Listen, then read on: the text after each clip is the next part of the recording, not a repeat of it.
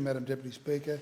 Sadly, Madam Deputy Speaker, on the 19th of November this year, Dr. Gumana AO passed away surrounded by his family and kinship at his homeland of Gumana in northeast Arnhem Land.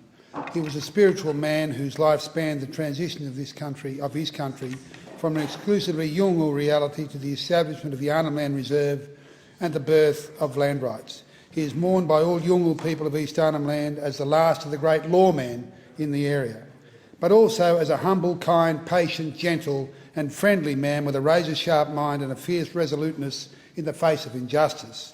He was esteemed by all the Ballanda who knew him, and I was privileged to know him well. Dr. Gumana spoke about a vengeance massacre of up to 30 of his people at Gumana when he was a young boy.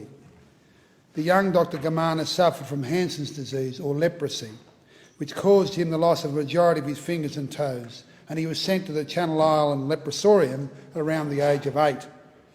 This was a notorious prison-like hellhole of deprivation and neglect.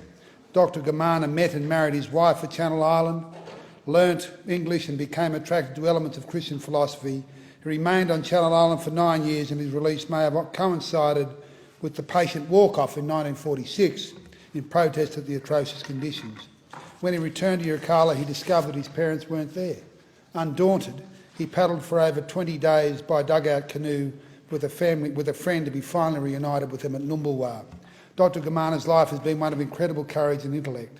Following his return to Yirrkala in the 50s, he acted as a bridge between the European missionaries and his people in resolving philosophical, spiritual and practical issues which arose on a daily basis.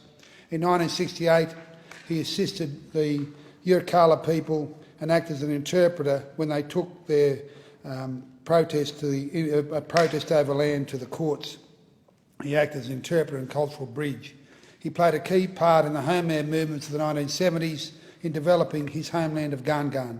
He worked closely with Lance Bennett and the Aboriginal Cultural Foundation in organising overseas dance trips in 1982 and 1988.